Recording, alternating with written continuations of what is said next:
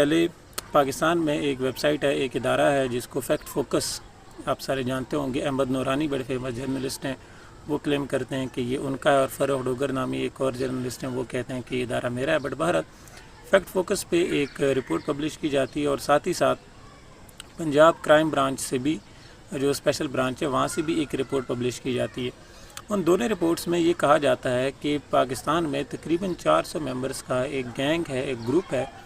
جس میں مختلف ایجز کے بوائز اینڈ گرلز، مختلف ایجز کے میل اور فیمیل ممبرز کام کر رہے ہیں، اور وہ کیا کرتے ہیں کہ مڈل کلاس فیملیز کے نوجوانوں کو